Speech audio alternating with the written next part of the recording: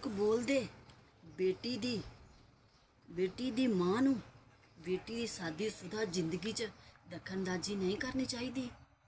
ਲੋਕ ਬੋਲਦੇ ਬੇਟੀ ਦੀ ਮਾਂ ਨੂੰ ਬੇਟੀ ਦੀ ਸ਼ਾਦੀशुदा ਜ਼ਿੰਦਗੀ ਵਿੱਚ ਦਖਲਅੰਦਾਜ਼ੀ ਨਹੀਂ ਕਰਨਾ ਚਾਹੀਦਾ। ਉਸ ਬੇਟੀ ਦਾ ਘਰ ਟੁੱਟਦਾ।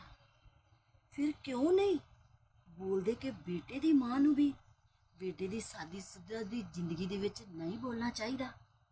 ਕਿਉਂ ਉਸ ਬੇਟੇ ਦਾ ਘਰ ਨਹੀਂ ਟੁੱਟ ਸਕਦਾ? ਕਿਉਂ ਨਹੀਂ ਟੁੱਟ ਸਕਦਾ? ਇੱਥੇ ਤੇ ਮਾਂ ਭੈਣ ਨੇ ਕਾਲੀ ਹਨੇਰੀ ਲਿਆਂਦੀ ਦੀ ਆ। ਇੱਥੇ ਤੇ ਮਾਂ ਭੈਣ ਨੇ ਕਾਲੀ ਹਨੇਰੀ ਲਿਆਂਦੀ ਦੀ ਆ। ਮੇਰੀ ਜ਼ਿੰਦਗੀ ਮਾਂ ਭੈਣ ਨੇ ਨਰਕ ਬਣਾਤੀ ਆ। ਉਹਨਾਂ ਦਾ ਬੇਟਾ ਮਾਂ ਭੈਣ ਪਿੱਛੇ ਪਾਗਲ ਹੋ ਗਿਆ ਤੇ ਮਾਂ ਭੈਣ ਦੇ ਪਿੱਛੇ ਉਹਨਾਂ ਦਾ ਬੇਟਾ ਪਾਗਲ ਹੋ ਗਿਆ। ਘਰ ਵਾਲੀ ਦੀ ਕੋਈ ਚਿੰਤਾ ਨਹੀਂ ਹੈ। ਘਰ ਵਾਲੀ ਦੀ ਕੋਈ ਚਿੰਤਾ ਨਹੀਂ ਹੈ।